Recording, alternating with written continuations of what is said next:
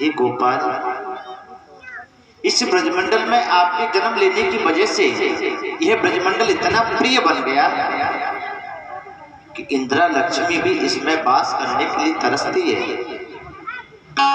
और ऐसी ब्रज में आपकी कृपा से हमारे सौभाग्य से हमारे पुण्यों के फल के माध्यम से हमें इस ब्रजमंडल में वास मिला और आप हमें छोड़ करके चले गए। इस ब्रह रूपी अग्नि में जलाकर के भस्म करना था तो काली नाग के विषैले जल से हमें क्यों बचाया? पूरी ब्रजमंडल में आग लग गई थी, आपने दावाग्नि का पान करके हमें क्यों बचाया? आज इस ब्रह रूपी अग्नि में आप छोड़ करके हमें चले गए। प्रणत देहि नाम पाप कर सनम, तृण चरा नुगम श्री निकेतन। इतना अद्भुत सुंदर भाव गोपियों का कि जो शरणागत हैं उनके संकट को दूर करने वाले आपके चरण हैं। कि गोपाल, आप एक बार माकर चुराकर जब भागने लगे, मैंने देख लिया, मैं पीछे पीछे भागी, आप आगे आगे, तो मैंने कहा था कि नीतम नीतम यदि न नीतम। गोपाल भागो मत, आपने माकर चुरा लिया, कोई बात नहीं, लेकिन पृथ्वी माता तप रही है, आपके सुकोमल चरणों को बड़ा कष्ट हो रहा होगा, आप भागो मत। आज आप उन्हीं सुकोमल चरणों को हमारे साथ इस कंकरीली जमीन में आप रासलीला के लिए पधारे। आपको कितना कष्ट हो रहा होगा। आप मन में सोच रहे होंगे कि मैं तुम्हें कैसे मिलूं, तुम्हारी भावनाएं निर्मल नहीं है, तुम्हारे विचार निर्मल नहीं है, तुम्हारा मन पवित्र नहीं है।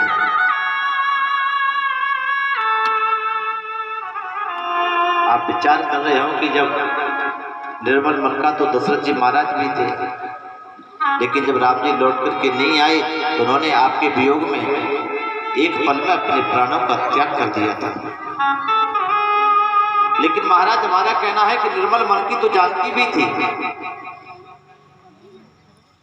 क्या जानकी के प्रति आपका प्रेम नहीं था? क्या जानकी का प्रेम आपके प्रति नहीं था? तो आपके प्रेम में आपके बगैर कितने दिन जीवित रही, ये भी तो आपको ज्ञात है ना। रामायण में वर्णन आता है कि हनुमंत लाल जी को गले लगा करके राम जी ने कहा कि हनुमान, मेरे वियोग में जानकी इतने समय तक जीवित नहीं रह सकती। तब हनुमान जी ने बताया तो बोले, प्रभु उनके प्राण निकलने को राजी तो होते हैं, लेकिन नाम पाहरो दिवस निशि ध्यान तुम्हारे कपाट, लोचन निज पद चंत्रिता प्राण जाए कहीं बाट। नाम पहारो दिवस निस ध्यान तुम्हारे कपाट। उनके प्राण निकलने के लिए तैयार होते हैं महाराज, लेकिन आपका नाम रूपी पहरेदार माता के प्राणों की रक्षा करता है। माता जानकी के प्राण जब पहरेदार को धक्का देकर निकलते हैं तो आपका ध्यान रूपी द्वार लग जाता है और आपका नाम रूपी ध्यान का ताला लग जाता है। तो प्राण निकले कैसे महाराज? आज वही जानकी जैसी स्थिति हमारी है। अब भी चाहती है कि हमारे प्राण अब तक निकले क्यों नहीं, लेकिन कैसे निकले? कि तब कथागतम तजीवनम कवि विरेरितम कल्मषामहम् श्रवण मंगलम श्रीमदात्तम भुवि गुणन्ति ते भूरिदा जना। आपकी कथा महाराज जीवन को अमर बनाती है और अमर तत्व प्रदान करती है। जब तक आपकी ये कथा हमारे हृदय में चल रही है तब तक हमारे प्राण कैसे निकल सकते हैं? हम तो यही चाहते हैं कि हमारे अभी अंत हो जाए, हमारे निगूढ़ प्राण निकलते क्यों नहीं है? आप विचार कर रहे होंगे आपने मेरे लिए क्या छोड़ा महाराज, हमारे पास शेष क्या रह गया? हमने पतियों को छोड़ा, बच्चों को छोड़ा, भाइयों को छोड़ा, परिवार को छोड़ा, घर को छोड़ा, हमने सर्वस्व का त्याग कर दिया आपके लिए, और आप आज हमें नितांत वन में अकेली छोड़ करके चले गए। ये अच्छी बात नहीं है। जब मेरे गोविंद ने ऐसी भावनाओं का दर्शन किया, ऐसी सुंदर भावनाएं गोपियों की, तो मेरे गोविंद पुनः उनके मध्य प्रकट हो गए। बोले बाल कृष्ण लाल की जय। जैसे गोपियों के मध्य मेरे कन्हैया प्रकट हो गई, तो गोपियों को ऐसा प्रतीत हो रहा है कि मानो हमारे निकले हुए प्राण लौट करके आ गए हैं। किसी के प्राण निकल गए हों और वो वापस से लौट करके आ गए हों।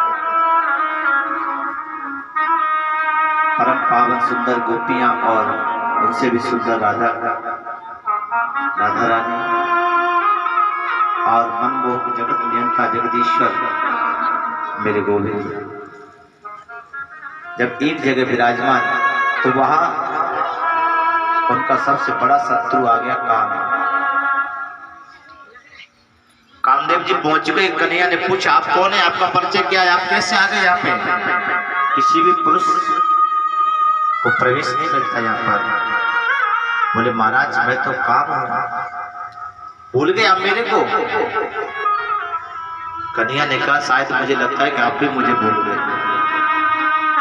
याद है आपको शंकर के रूप में मैंने तुम्हें जला करके भस्म कर दिया था, जब शिव तीसर नैन उभारा, आज फिर आगे लौट करके। कामदेव ने कहा प्रभु शिव जी के रूप में तो आप तपस्या कर रहे थे, और तपस्या करने वालों को मैं छेड़ता हूँ तो मुझे जल करके राख होना पड़ता है। तो बोले राम अवतार में, बोले राम अवतार में आपने एक पत्नी व्रत धारण किया था। जो लोग एक पत्नी व्रत धारण करते हैं वो तो ब्रह्मचारी ही माने जाते हैं। राम जी की आंखों के सामने कोई भी नारी आई, उसे बहन और मां के रूप में ही देखा। लेकिन यहाँ तो विश्व सुंदरी गोपियां और त्रिभुवन सुंदर आप इनके साथ रास करेंगे तो मेरे पांचों बाण चलेंगे। भगवान ने कहा वो तो ठीक है, लेकिन आप ये बताओ कौन सा युद्ध करोगे, किले वाला या मैदान वाला? राजा परीक्षित कहते महाराज किले वाला युद्ध कौन सा होता है, मैदान वाला युद्ध कौन सा होता है?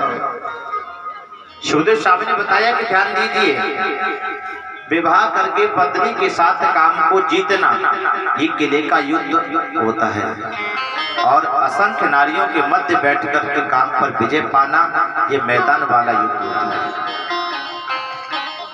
कामदेव बोला महाराज मैं किले वाला युद्ध तो रोज करता हूँ, आज मैदान वाला युद्ध ही करना है।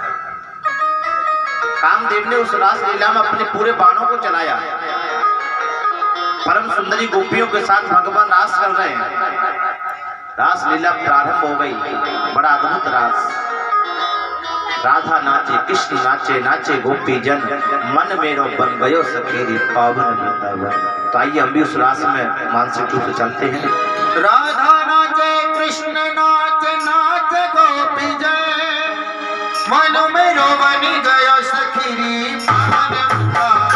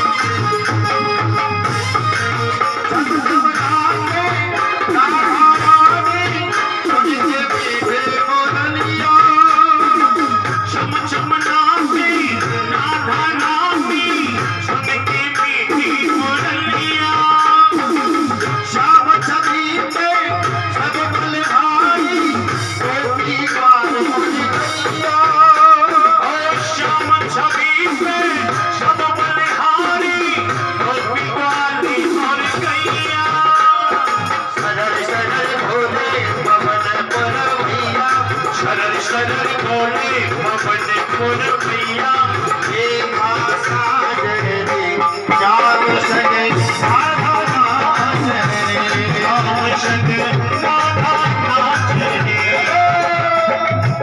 ऐसा आनंद का प्रसंग